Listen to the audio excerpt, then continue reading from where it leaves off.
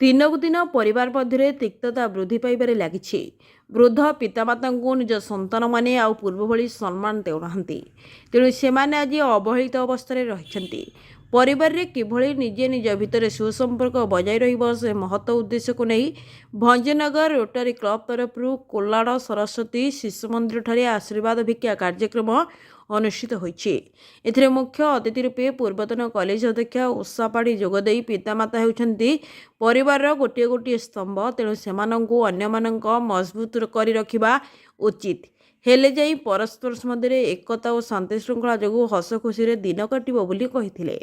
ସେହିପରି Bhanjanagar Rotary club ସଭାପତି ରଞ୍ଜିତ କୁମାର ବାରିକ ପିତାମାତାଙ୍କ ଆଶୀର୍ବାଦ ଯୋଗୁଁ ସନ୍ତାନମାନେ ସଫଳତାର ଶୀର୍ଷରେ ପହଞ୍ଚି ପାରନ୍ତି। ତେଣୁ ସେମାନେ ହେଉଛନ୍ତି ପରିବାରର ଅବିଚ୍ଛେଦ୍ୟ ଅଙ୍ଗ। ପିତାମାତା ନିଜ ସନ୍ତାନ ଓ ନାତି ନାତୁଣୀମାନଙ୍କୁ ଉପଯୁକ୍ତ ସ୍ନେହ ଶ୍ରଦ୍ଧା ଦେଇ ଉତ୍ତମ ସମ୍ପର୍କକୁ ଗୁରୁତ୍ୱ ଦେବା ସହ ପିଲାମାନେ ମଧ୍ୟ ସେମାନଙ୍କୁ ଉଚିତ ସମ୍ମାନ ଦେଇ ସେବା ଶୁଶ୍ରୂଷା କରିବା ଆବଶ୍ୟକ ବୋଲି କହିଥିଲେ।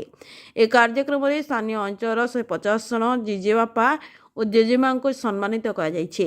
ଏଥିରେ ଅନ୍ୟମାନଙ୍କ ଅତିଥି ମଧ୍ୟରେ ରୋଟାରୀ କ୍ଲବ ସମ୍ପାଦକ ଗୁପ୍ତେଶ୍ୱର ସୁବୁଦ୍ଧି, ରୋଟାରିଆନ ଦେବୀ ପ୍ରସାଦ ପାତ୍ର, ରାମଚନ୍ଦ୍ର ମିଶ୍ର, ଧର୍ମେନ୍ଦ୍ର ବିଷୋୟୀ, ଶିଶୁ ମନ୍ଦିରର ଉପଦେଷ୍ଟା ଲକ୍ଷ୍ମୀକାନ୍ତ ସୁବୁଦ୍ଧି, ସମ୍ପାଦକ ସୁବ୍ରତ ପାଣିଗ୍ରାହୀ ପ୍ରମୁଖ ଗୁରୁଜୀ ଗୁରୁମା ସହଯୋଗ କରିଥିଲେ। ଭଞ୍ଜନଗରରୁ ଜେ.କେ. ପଟ୍ଟନାୟକଙ୍କ ରିପୋର୍ଟ, ବିକଳ୍ପ ସମାଚାର। ଆଜ୍ଞା ଆପଣ ପରିଚୟଟା କହିବେ?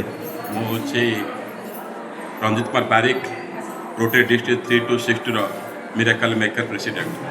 କ'ଣ କାର୍ଯ୍ୟକ୍ରମ ରହିଥିଲା ଆଜି ଆଉ କେମିତି ଏଇଟାକୁ ଆଜି ପାଳନ କରାଗଲା? ଆଜି ଦେଖନ୍ତୁ, ଆଜି ଗୋଟେ ଐତିହାସିକ ପ୍ରୋଗ୍ରାମ, ଯେହେତୁ ଆଶୀର୍ବାଦ ଭିକ୍ଷା ପାଇଁ କରିଥିଲୁ। ଗୋଟେ ଏଇ ଯେଉଁ ସରସ୍ୱତୀ ଶିଶୁ ମନ୍ଦିର ଅଛି ସେଥିରେ ଆମେ ଜେଜେବାପା ଜେଜେମାଙ୍କୁ 150 ଜେଜେବାପା ଜେଜେମାଙ୍କୁ ନେଇକି ଆମେ ଆଶୀର୍ବାଦ ଭିକ୍ଷା କରିଥିଲୁ।